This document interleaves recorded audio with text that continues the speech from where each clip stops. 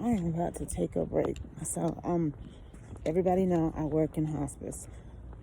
I am not a nurse. I am in nursing school. So let's get this out the way.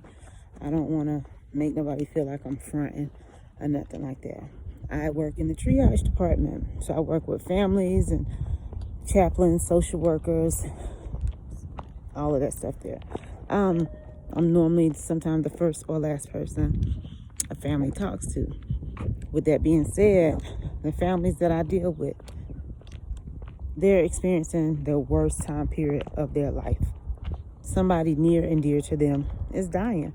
It could be an infant. It could be a 7-year-old little girl with cancer.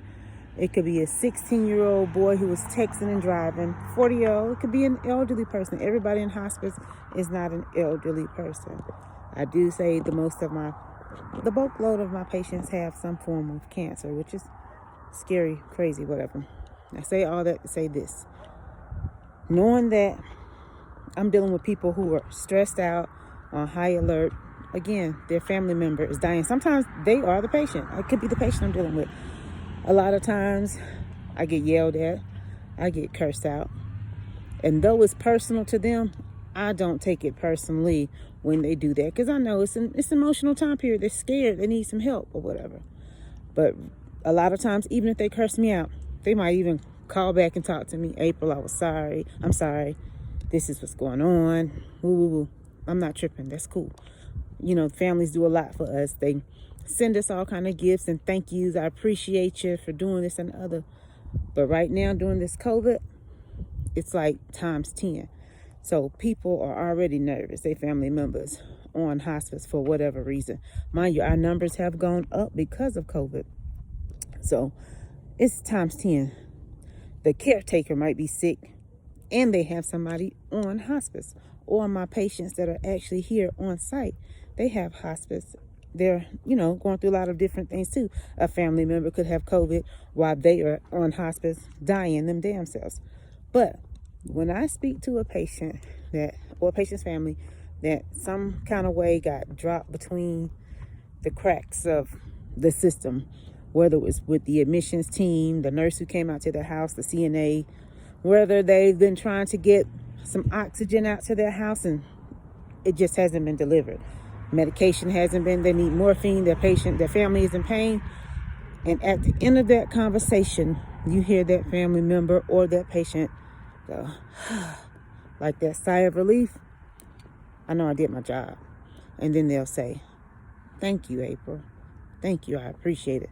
You don't always get the thank you, I appreciate it, but you can always hear it in their voice. You can always hear the sigh of relief. This has been taken care of. It makes it not so bad or not so hard coming to work every day, because I have been guilty of complaining. Oh, I gotta go to work. I'm an essential employee, which my job I can work from home, but for some reason they want me to come to the office every day, risk that exposure every day.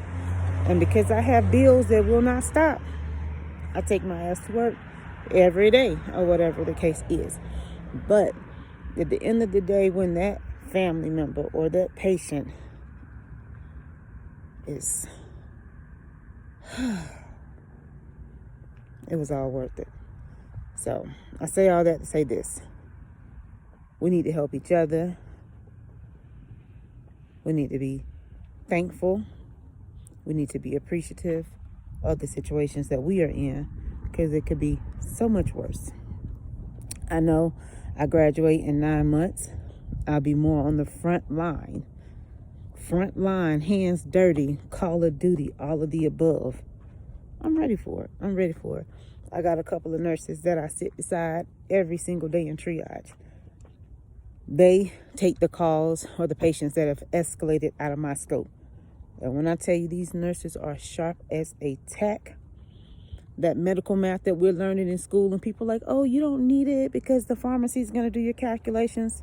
Yes and no. I have nurses that sit beside me that catch pharmacy errors all the time. I have nurses that sit beside me that catch medical errors from providers. No, it doesn't happen every day that a pharmacy may not key in something right, or every day that the provider doesn't do everything right. But these nurses are on it. These nurses know stat levels, how this system affects the body, the dying process. Hospice patients, they have increased terminal agitation or confusion, or, even what the UTIs do to them. So before I was in nursing school, I was in nursing school. So this gave me an advantage. This end of life care, you see more of people, okay? So you see because I think a lot of times we're treating the family just as well as the patient. So we are seeing the dying process, the organs shut down. Like, I try not to look at my patients as science, but it sort of kind of is. You get to see what happens when your body's not receiving oxygen. You get to see what happens as the patient no longer can swallow. They can no longer eat. You see the dying process. And hospice, we have to understand, well, they've all been given a diagnosis of 6 months or less, okay? Some graduate, some go a little longer, whatever, okay? But in hospice, we know our patients are going to die. And we do palliative care, palliative, however you want to pronounce it. We do that as well. But the ultimate goal is comfort. Comfort, dignity, respect, all of that. But comfort. We know they're going to die, but they don't have to suffer. Okay? We want to keep them as comfortable as possible. Versus in any other medicine, like before nursing school, before this round of nursing school, I've tried it before. I'll talk about that situation later. But in other things, like I worked in podiatry, I worked for an anesthesiologist before, blase, whatever, resume is nice. We're trying to make the patient better. We're trying to fix whatever it is that's wrong with them. You walking with a limp, let's fix that ankle. You know what I'm saying? Anesthesiologist, spinal taps. You're in pain, let's give you this spinal tap, or whatever the case is. But with this demographic of patients, the ultimate goal is comfort. So, again, before I was in nursing school, I was in nursing school. And I just know February 23rd, when I get that good old pen,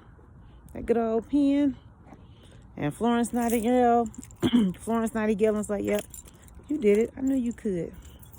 I'm ready to get my hands dirty. I'm ready to change something, somewhere, somehow. Stay tuned. And yes, I know I look a mess. It's still COVID season, okay? The world is closed down. Nail shops are closed. Hair shops are closed. Can't get no lashes done right now. This is what it is. I like me. No complaints. You don't like me? Don't tune in. But if you do, like, subscribe, share.